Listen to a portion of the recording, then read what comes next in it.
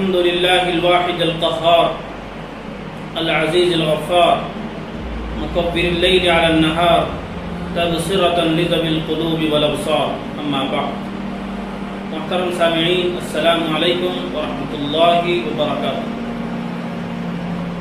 آج آپ حضرات کی خدمت میں باب الصبر سے دو حدیثیں جو غصے کی حالت اور اس کی کیفیت پر اور اس کے علاج پر مشتمل ہیں بیان کی جائیں گی۔ بسم اللہ الرحمن الرحیم۔ وعن ابی ہریرہ رضی اللہ عنہ ان رسول اللہ صلی اللہ علیہ وسلم قال لیس الشدید بالسرعہ انما الشدید الذی یملک نفسہ عند الغضب، متفق علیہ۔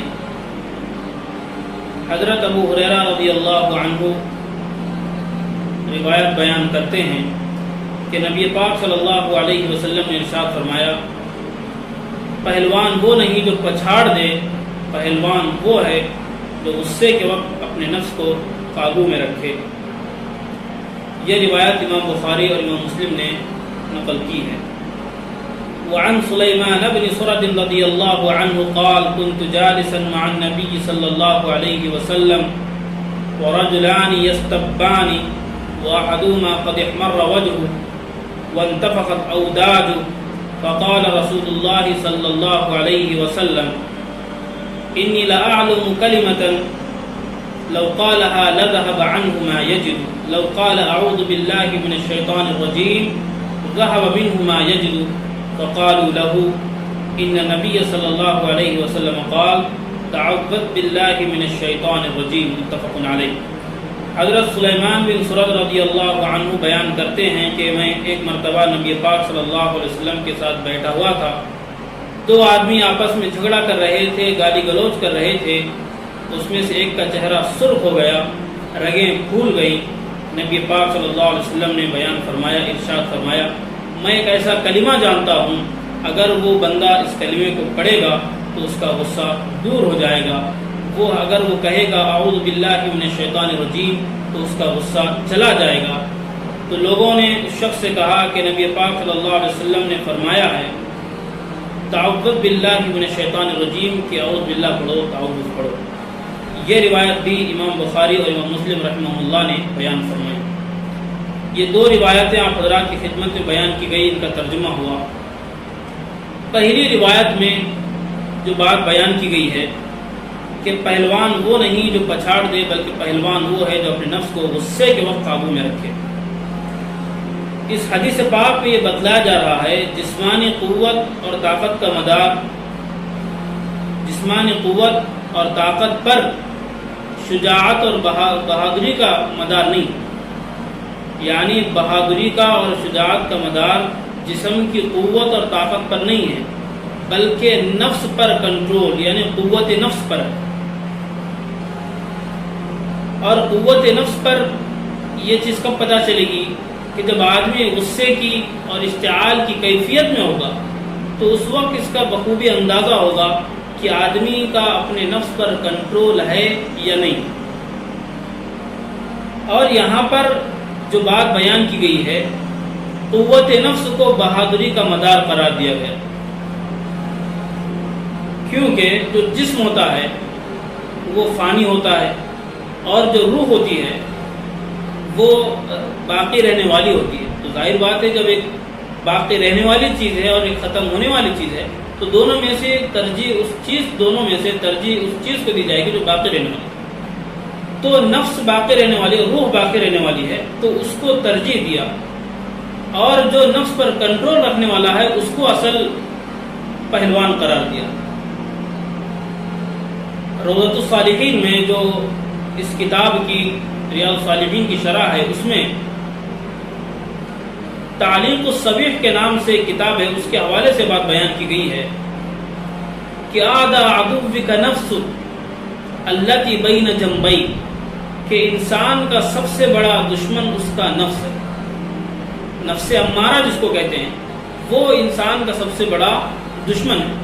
جب اس پر آدمی کنٹرول کرے گا تو پھر آدمی کے لیے خیر، اگر اس پر آدمی کنٹرول نہیں کرے گا تو بہت سی برائیوں میں پڑ جائے گا۔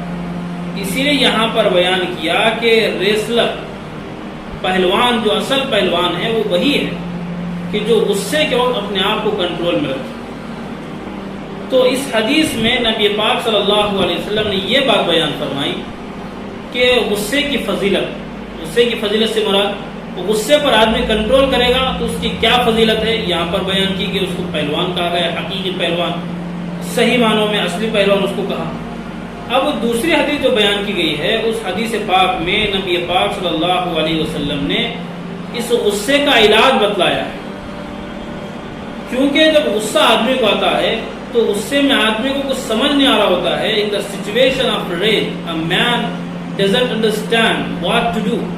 Then our Prophet sallallahu alaihi wasallam has guided us and told us a treatment. تو آدمی کو غصے کی حالت میں کچھ سمجھ نہیں آ رہا ہوتا ہے کہ کیا کیا جائے، تو ایسی حالت میں بھی شریعت کی رہنمائی موجود ہے۔ نبی پاک صلی اللہ علیہ وسلم نے اس کا علاج بتلایا۔ وہ علاج کیا ہے یہاں پر بتایا، تعوذ باللہ من الشیطان الرجیم۔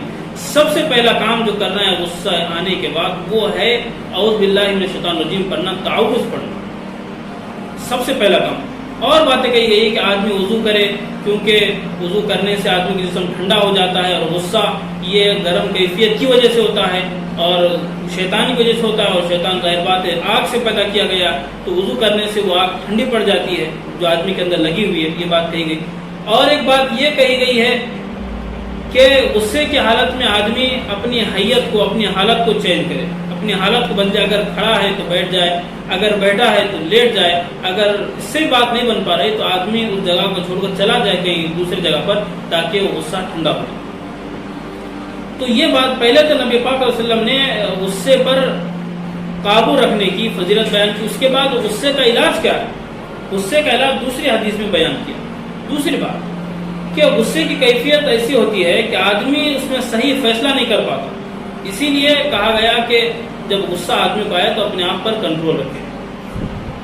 نبی پاک صلی اللہ علیہ وسلم نے اس شخص کو فیصلہ کرنے سے منع کیا ہے جو غصے کی حالت میں، بخاری شریف کی روایت ہے لا یقضین احدکم لا یقضین حکم بین اثنین وهو غضبان، کہ کوئی شخص فیصلہ نہ کرے اس حال میں جبکہ وہ غصے میں، یعنی جب وہ غصے کی حالت میں ہو تو وہ کبھی دو لوگوں کے درمیان فیصلہ نہ کرے، کیونکہ اس دوران جو فیصلہ کرے گا وہ جذبات کی بنیاد پر کرے گا، انصاف کی بنیاد پر نہیں کرے گا۔